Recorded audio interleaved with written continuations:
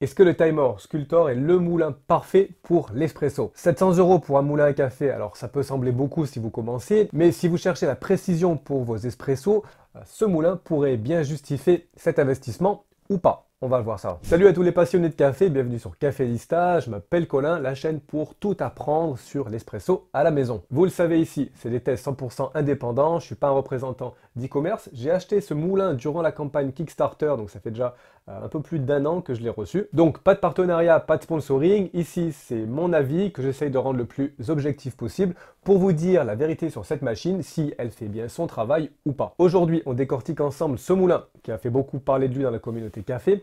On va voir s'il mérite vraiment son prix, quels sont ses points forts, quels sont ses défauts. Bref, vous allez tout savoir sur le Timer Sculptor 078S, un moulin dédié à l'espresso. Et d'ailleurs, je vous mettrai le lien juste en dessous pour aller vérifier le prix, ça a tendance à fluctuer pas mal. Au programme aujourd'hui, design et fabrication, les performances d'extraction, la facilité d'utilisation au quotidien et bien sûr donc mon verdict final et la comparaison face à la concurrence. Commençons par les premières impressions. Le Sculptor 078S, c'est quand même du lourd. Alors littéralement au niveau du poids, on est à un peu plus de 6 kg sur la balance. On a une construction, très belle construction, qui est en aluminium, en acier inoxydable. Ça respire quand même ici la qualité. On sent qu'on en a pour son argent, donc en tout cas visuellement ça reste un très beau moulin je trouve. Au niveau du design, on est sur quelque chose qui est assez épuré, minimaliste. Ça peut trancher avec certains moulins qui sont plus colorés ou qui ont des formes un peu plus carrées. Personnellement j'aime beaucoup le design, je trouve que pour ça en tout cas c'est très réussi, puis il y a beaucoup de petites touches ici, de petits détails qui font la différence, on va le voir. Par contre petit bémol, le bouton d'alimentation et sur le côté ici tranche un peu avec le reste. On va dire qu'il fait un peu cheap comparé à l'aspect premium du reste du moulin. Côté ergonomie, on a donc un gros cadran ici de réglage sur l'avant qui est bien visible, enfin presque bien visible, on y reviendra juste après. Ce qui est très intéressant, c'est qu'on a beaucoup d'éléments ici qui sont magnétiques. Le couvercle de la trémie, le gobelet de récupération juste en dessous. C'est très bien pensé, ça fait vraiment bien le boulot. Et d'ailleurs, petite question pour vous. Quel est le critère le plus important pour vous dans un moulin à café? Dites-moi ça juste en dessous dans les commentaires. Est-ce que c'est la facilité d'utilisation, rapport qualité-prix, la précision et dans la qualité d'extraction? Je serais curieux de connaître votre opinion. Donc ici, un très bon début, mais le véritable argument technique, c'est les meules plates 78 mm, ce qu'on appelle Vortex Knife, qui sont censés offrir une mouture ultra homogène. Alors elles sont placées de manière verticale, on est ici sur un acier trempé, un moteur brushless 400 watts environ. Sur le papier, on a donc beaucoup d'éléments qui sont extrêmement intéressants et c'est pour ça que durant sa sortie, durant la campagne Kickstarter, on a vraiment parlé énormément de ce moulin parce que sur le papier, il y a tout ce dont on a besoin. Donc visuellement, c'est très bien réussi. Pour moi, ça fonctionne parfaitement, mais passons quand même aux choses sérieuses. Qu'est-ce que ça donne en tasse? Qu'est-ce que ça vaut au niveau extraction? Alors, ce qui fonctionne bien, première bonne nouvelle, le moulin est quand même vraiment précis pour l'expresso. On l'a dit, les meules 78 mm, on obtient une granulométrie qui est uniforme, on a un peu moins de fine, et au final, on a des espressos avec une très belle clarté aromatique. J'ai trouvé que les arômes ressortaient très bien, surtout sur les torréfactions qui sont un peu plus claires, ce moulin excelle vraiment. Autre point fort qui est vraiment appréciable, il est extrêmement discret. Là où d'autres moulins réveillent toute la maison le matin, celui-là est quand même assez silencieux. Alors oui, ça reste un moulin à café, ça fait du bruit.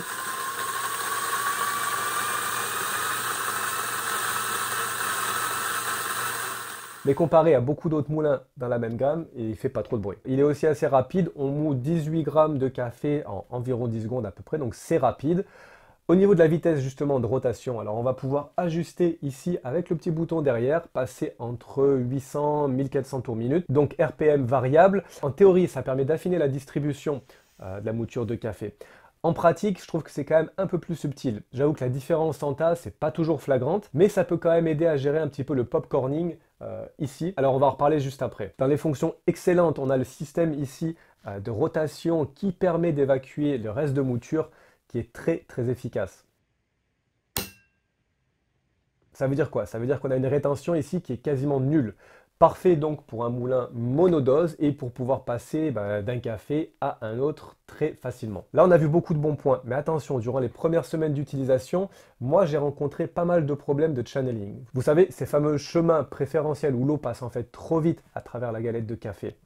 Si vous utilisez un porte-filtre bottomless, c'est assez souvent catastrophique. Alors c'est un phénomène qui peut être assez classique avec des moulins neufs, mais j'ai trouvé que sur le Timor, ça durait assez longtemps et c'était vraiment très marqué au début. Il a souvent été recommandé d'utiliser au moins 5 kg de café avant d'arriver à quelque chose d'un peu plus stable. Et pour moi, c'est ce qui s'est passé. Mes shots n'étaient pas très réguliers pendant un long moment, donc faut le savoir avant d'acheter le Timor Sculptor. Et puisqu'on parle d'espresso et de réglage, si vous voulez maîtriser tous les paramètres pour des shots parfaits, hein, pas seulement avec ce moulin, mais avec n'importe quel moulin ou machine, j'ai préparé un guide complet sur l'espresso. Vous pouvez le télécharger gratuitement juste en dessous là dans la description. Alors maintenant, on va parler des petites choses qui fâchent. Parce qu'à 700 €, on a quand même le droit d'être exigeant. Et il y a quand même quelques petits problèmes. Mais avant de continuer cette analyse, si jamais vous trouvez cette vidéo utile, n'hésitez pas à aller liker juste en dessous la vidéo, à vous abonner.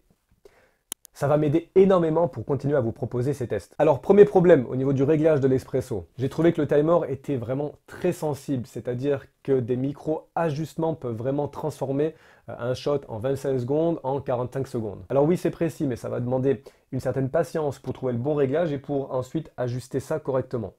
Le deuxième gros souci, on en a parlé, c'est le popcorning. Alors qu'est-ce que c'est?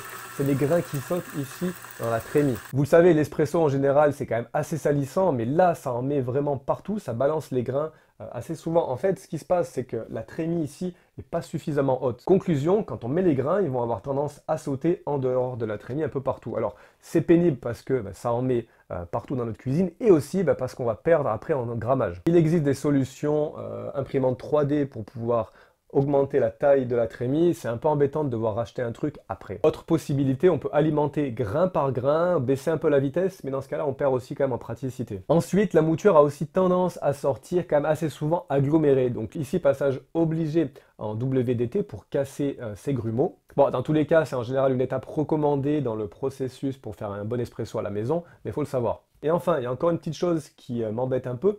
On a vu ce cadran. Alors il est beau, il semble vraiment très lisible, mais en fait pas tant que ça. Il est franchement très difficile à lire de manière précise. On a sur le côté un petit trait rouge, mais qui est vraiment pas évident et pas précis, surtout quand on est en face. Donc là encore, la communauté a développé pas mal d'accessoires pour améliorer la lisibilité, mais comme pour la trémie, c'est toujours embêtant de devoir racheter quelque chose alors qu'on a un bel appareil comme ça. Alors ok, dernier petit détail, bon, qui n'est pas si grave, mais le réglage des RPM se fait donc derrière. C'est pas forcément le plus pratique. Dans cette gamme de prix, le 78S affronte quand même du beau monde. Je suis en train de vous préparer une série justement de comparaisons plus poussées. Abonnez-vous pour pas la rater. Alors face aux niches 0, le Sculptor offre quand même plus de clarté aromatique, notamment grâce à ses meules plates qui sont plus grandes. Mais le niche reste quand même, on va dire, plus facile à utiliser au quotidien et convient mieux aussi aux torréfactions moyennes ou plus foncées. Ensuite, il se trouve aussi en concurrence alors avec beaucoup d'autres marques, mais notamment au moulin DF. Les DF64, la version 2 qui est sortie il n'y a pas longtemps, le V. Et avec un prix un peu plus bas, le Sculptor alors apporte peut-être plus de raffinement et de fonctionnalité, on va dire, un peu premium.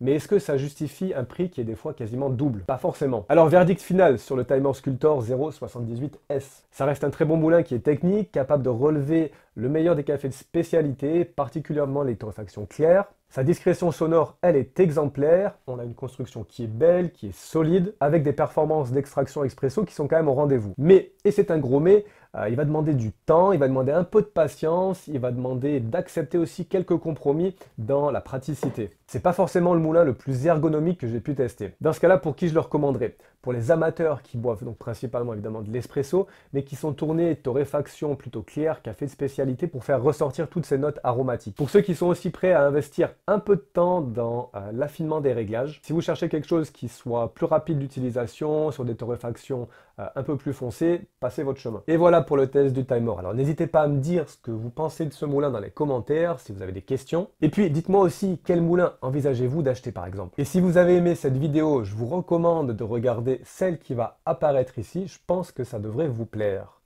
Comme d'habitude, moi je vous dis à très bientôt. Je vous souhaite une bonne semaine. Ciao!